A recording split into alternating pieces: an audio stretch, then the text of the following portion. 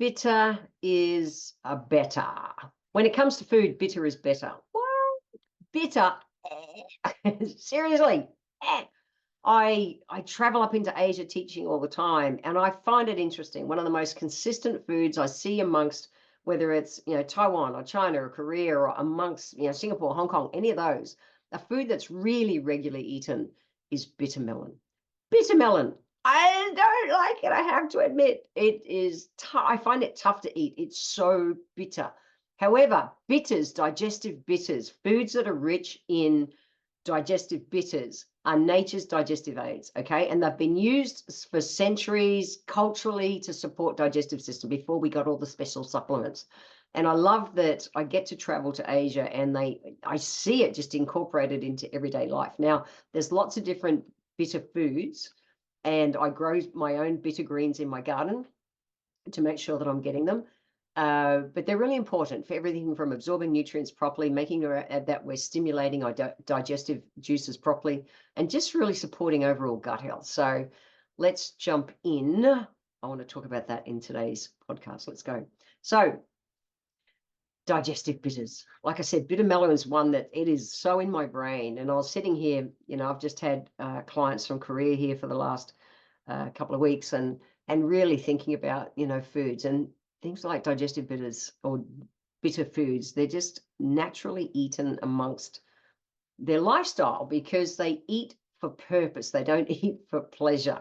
It's such a cultural difference to the West. We eat for pleasure. We don't think, oh, what is going to be the impact of that food on my health? Generally, Westerners don't. But in the traditional kind of the Asian cultures and that, they really do. They really do.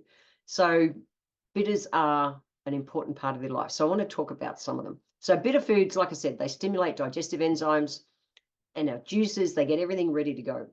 So it's everything from bile to digestive enzymes to gastric juices. And a lot of people or so many people nowadays get things like reflux, and reflux comes because we don't have enough digestive enzymes in our gut to be able to digest the food, and food stews instead of digesting. So stimulation starts in the mouth. So when we eat something, that bitter taste, it activates our saliva and it continues that stimulation all the way through our digestive tract. So when it comes to eating, it's not just what we eat, it's what we're able to absorb that means more, okay? Because we can eat anything, but if our gut's out of balance, we're not going to pick up all the nutrients.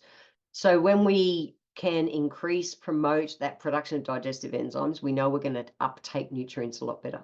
Bitter foods also have liver protecting properties, okay? They're supporting overall liver health, and the liver plays such an important part with detoxification. And a healthy liver makes sure that we're eliminating toxins properly for the body. So why not eat foods that are going to naturally support that process anyway? They're also useful. Bitters are excellent for helping to regulate appetite by normalizing that digestion process that's meant to happen, and doing things like balancing blood sugar levels as well. So they can reduce sugar cravings. When people are craving sugars, it's just their gut chemistry is out of balance and you're not taking up the right nutrients properly. So if you're wanting to feel fuller, if you're wanting to reduce things like sugar cravings, all those things, we've got to get a gut chemistry right. Digestive bitters are the foods that we want to reach for. And if we're eating digestive bitter foods regularly, we can prevent things like bloating and gas and burps and farts, refluxes. They're really important. So regular gut function needs bitters to function well, and including our microbiome, because your bitters also, in majority of cases, are also prebiotics. So what are my favorite top digestive bitters? The first one's dandelion greens. Dandelions, that bloody weed in the garden, it gets that white puffy little thing, you blow it and the little seeds scatter. Dandelions are great. They're really rich in vitamins A, vitamin C, vitamin K. It's a weed. So many weeds are actually our healing herbs nowadays. And the dandelion greens are literally the leaves of the dandelion plant. And they're just, we call it lion's tooth as herbalists. We see the leaves of it are kind of like big teeth. and it can be added to salads or smoothies. It can be sauteed, like or steamed like a normal green veggie. You don't have to have it on your own. You can have it amongst other green vegetables, and it's really, really, really good for our digestive system and liver health. So dandelion greens are up there. Maybe it's time to start growing some weeds, which are just really good herbs.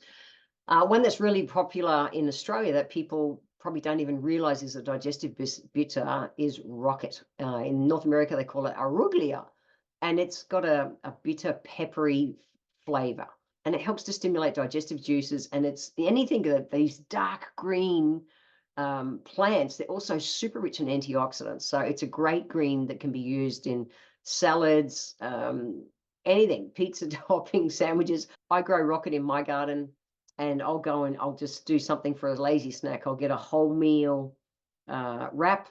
I call it sexy eggs.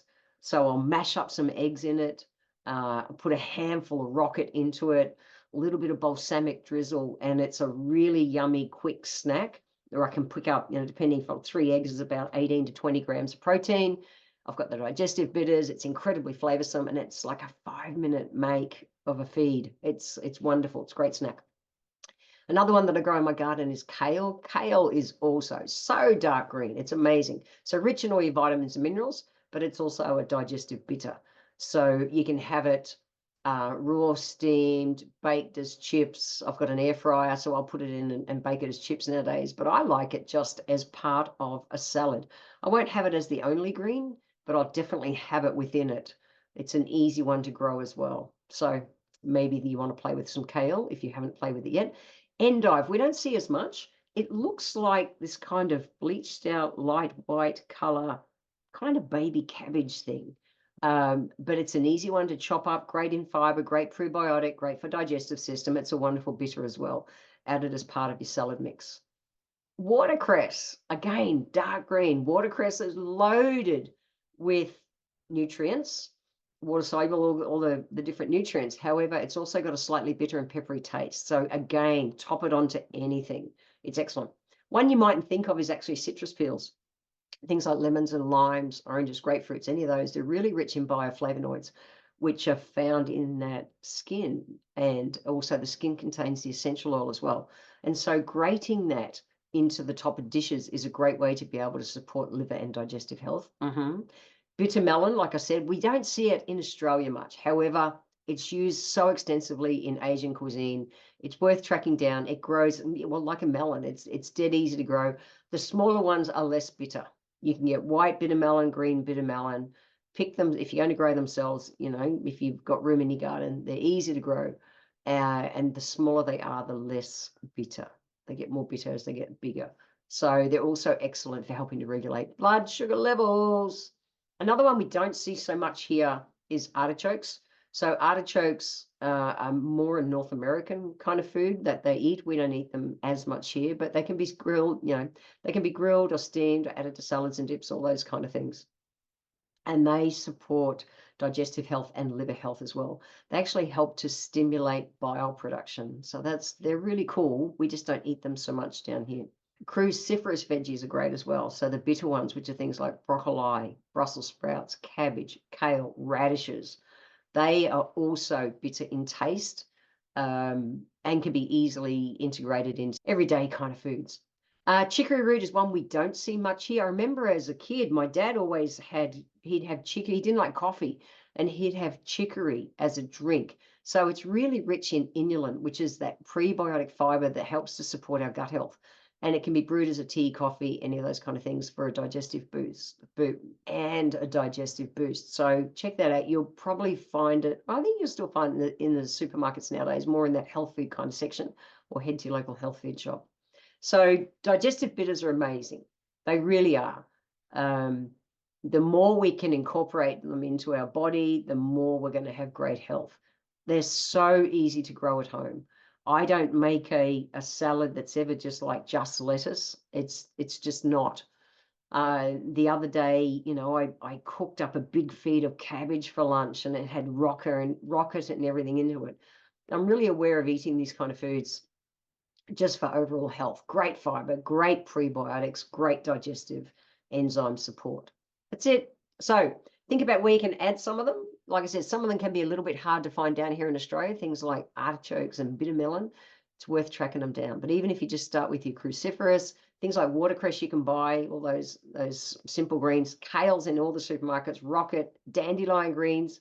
You don't need to go and buy dandelion, by the way, at your local nursery. Walking around the suburb, you'll find one. Find a plant and start growing it yourself. It's simple. An easy way to get lots of nutrients and support our gut health. Enjoy the bitters. They make a difference. They really make a difference to our health.